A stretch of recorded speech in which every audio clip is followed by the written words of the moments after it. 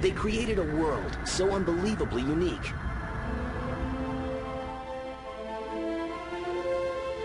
Who would want to play that game? I mean, it takes itself way too seriously. With characters that are untraditional. They look like monsters, but they're not monsters.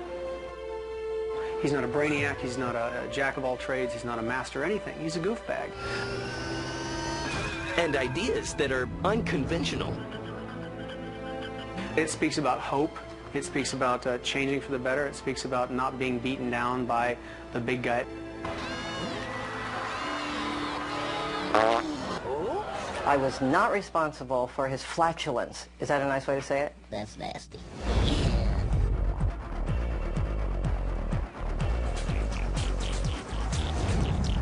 Oddworld, Abe's Odyssey was just the beginning for Oddworld. Their innovative ideas helped change the face of video games forever. This is their story of vision, chances, and an adorable little character named Abe.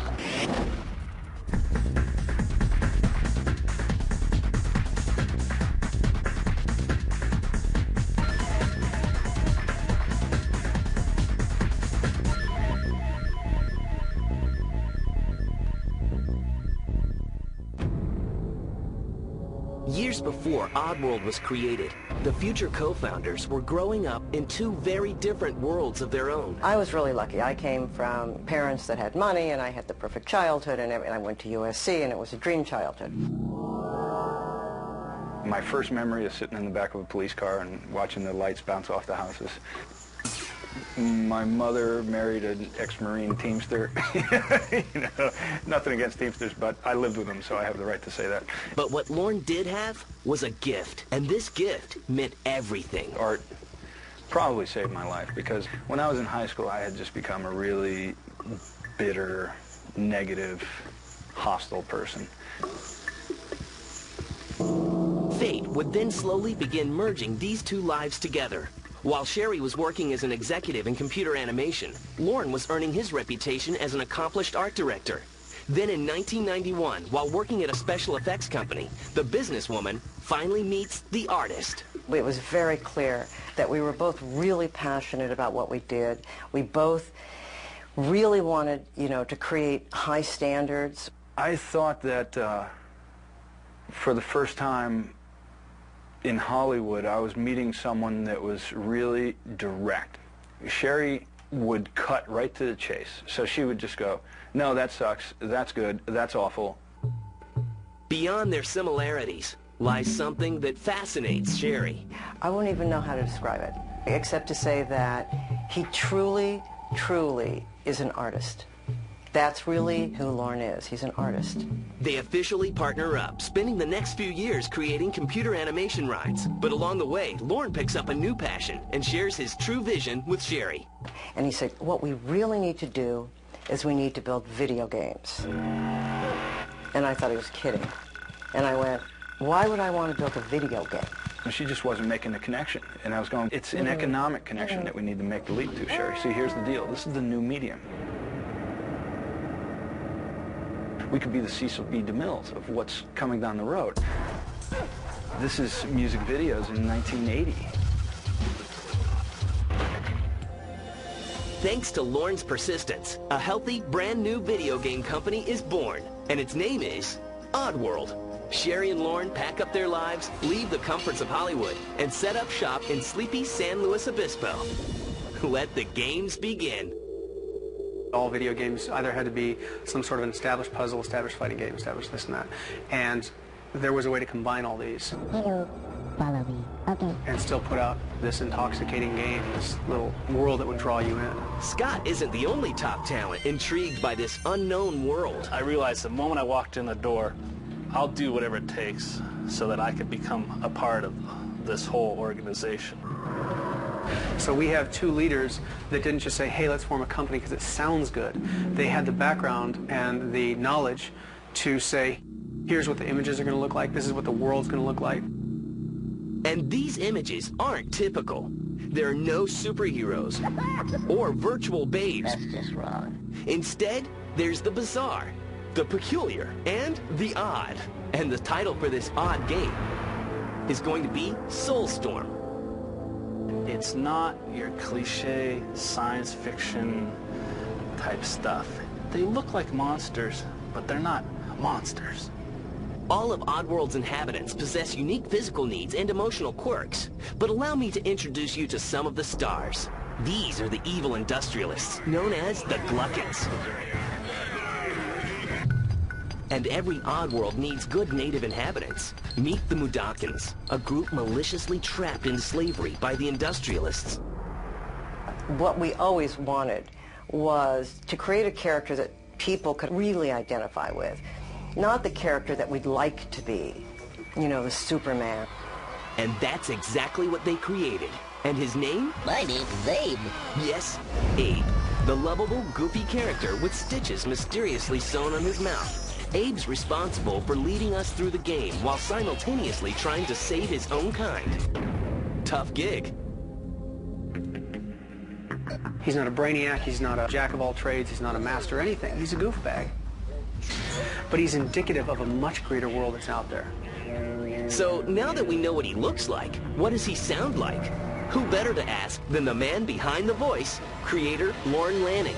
His voice had to be sort of the chump, you know, the guy you'd go, piss off, man, you know. So he'd be like, well, why would we do that, you know? Now that we have our lead, let's get to the story. Abe's mission is to save his fellow Mudokons from becoming brunch to the industrialists. But first, he must save himself. Get me out of here! Along the way, Abe's journey is filled with relentless struggles and battles. People are attracted to Abe. He doesn't have this killing blow. He doesn't have this garish suit. He doesn't have an ability to travel through time, and he doesn't know it all. No, but what he does know is that he's stacked with a great marketing team. They're responsible for changing the game's title from Soulstorm to Oddworld, Abe's Odyssey. Oddworld's vision explodes onto the screen in the form of visually stunning CGI movies. I look at what our people create, and I just can't believe it. I mean, I'm just as stunned as I could be. You look at the train in Abe's Exodus, that thing looks like it works. When they design something here, it looks like it works. You know, the first time we saw the movie hit the screen and match the game screen exactly. And you go, yes, you've never seen that before. Although Oddworld Abe's Odyssey is essentially an action game, it's built upon many beliefs that inspire Sherry and Lorne, with subtle and delicate messages like environmentalism, mysticism, and anti-commercialism. Nobody wants to be preached to. You get up on a platform and tell people how the world should be, and they'll walk away. My name is Elf. But if you can grab their attention with irony and humor, Can I share now? then you've grabbed them. Now it's time to preview the game, and industry insiders are totally blown away. But Sherry and Lorne's concerns lie with gaming fans. How will they react to this very odd game? Who would want to play that game? I mean, it takes itself way too seriously. It's far too caught up in current events and the state of the problems with humanity. It's not what the culture that plays games is. We're going to live and die by our word. If the game fails, we will have no fingers to point to anybody but us. The concerns come to an abrupt halt when Oddworld Abe's Odyssey becomes a smash hit following its September 1997 release for PlayStation and PC. Our lovable little guy has been launched into stardom. Abe's the guy that, in our hearts, we identify with. He's the guy who we think we are. And because of that, that's why we care so much for him. Hello. Hello. Abe's human traits help us identify with him more easily. Like the fact that he, you know, breaks wind. I was in a meeting. The most humble guy in the meeting, he made a joke. And we were talking about, like, what if Abe farts? Not at all. I was not responsible for his flatulence. Is that a nice way to say it? No, but when I saw it, I realized, okay, this makes him human, and it's funny, and it's a cheap trick, but it's a cheap trick that works. Okay, so now we understand the history behind the gas. What's the mystery behind the stitches? For the first time ever, Lorne reveals the answer. When he was born, he was more of a crybaby.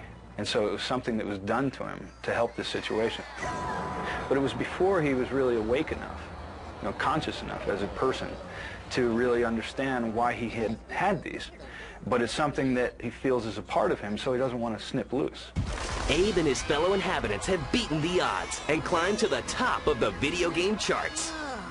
When we come back, the mystery of the moon, the hamburger no-no, and...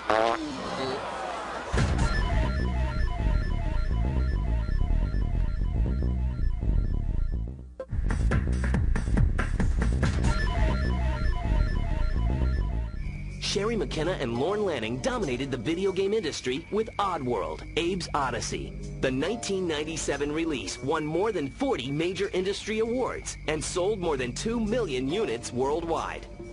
Well, there's not much time to celebrate. Oddworld's publisher asks for the impossible. Compress the usual 2-year-plus production cycle and deliver a follow-up game in time for Christmas '98. Can Oddworld handle the pressure? It was hell, let me say. It was not fun. We did it in 9 months. We got it done on time because that's what you're supposed to do. Deliver on time. We just had to prevail, and it was murder. With games to be made and deadlines to meet, the relentless businesswoman is adamant about providing a healthy work environment. I am absolutely a monster about the health thing. So if I see people coming in with junk food, with a cheeseburger, I will absolutely take it and throw it away. Sherry said healthy people are basically good, alive workers, and so she fronts the money for vitamins every week and has fruit baskets. And then, you'll pull a desk drawer and there'll be the donuts. But don't tell her I said that, because she finds out. With little time to play, work progresses on the second Oddworld game, where some familiar inspirations are sneaking their way in. Basically, our games are about consumerism versus mysticism. Nicotines, sweeteners. We have to look at us as consumers and be responsible for that which we consume. Oh, I see. But it speaks about hope. It speaks about changing for the better. It speaks about not being beaten down by the big guy. Some of these very personal messages stem from Lorne's very real life, like paying homage to the 12-step program. I started going to Alcoholics Anonymous. I probably shouldn't be saying this, but my father was a reformed alcoholic. And I used to visit my father on the weekends with my brother. And if we wanted to see Dad, this is what he had to do. So we went too. I had my first brew. I have no idea the value that had in my life, because I think it's such an incredible organization. And I saw what it did for my father. It saved his life, and probably ours too. Against so many obstacles, Lorne and the other Oddworld inhabitants still managed to make the deadline. Oddworld, Abe's Exodus, is released in time for Christmas '98, and it's irresistible.